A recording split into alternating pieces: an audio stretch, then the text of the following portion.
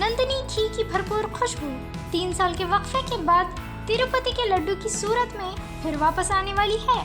कर्नाटका के वजीर आला सिद्धरामैया ने अपनी रिहाइशगाह से 20,000 किलोग्राम नंदनी घी ले जाने वाले पहले टैंकर को हरी झंडी दिखाकर रवाना किया, जिससे एक प्यारी रिवायत कायम हुई।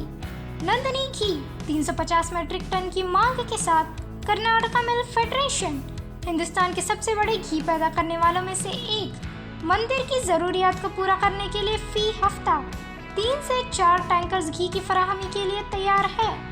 उम्मीद है नंदनी घी एक बार फिर मशहूर तिरुपति लड्डू में अपना मुनफरिद जायका डालेगा।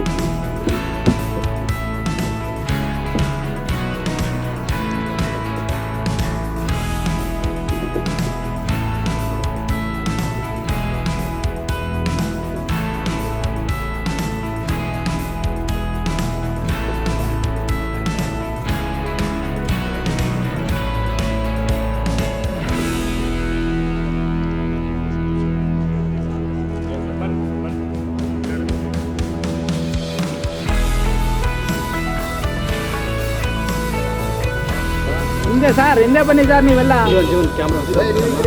Okay ready sir? Okay sir.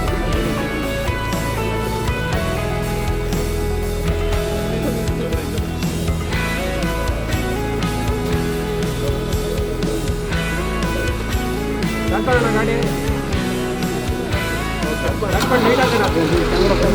ಇಟ್ಕೊಳ್ರಿ ನೀವು. ಓಕೆ ಆಯ್ತು ಸರ್. ತಿರುಪತಿಗೆ ಹೋಗ್ತಾ ಇದ್ದ. ಅಣ್ಣ ಬರ್ರ ಹಿಂದೆ ಹಂಗೆ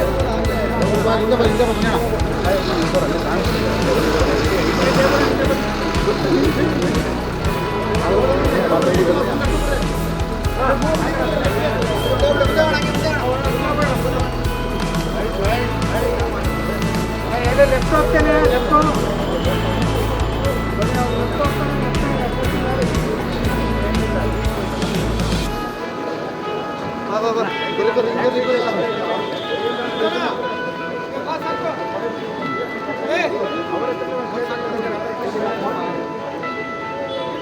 ಬನ್ನಿ.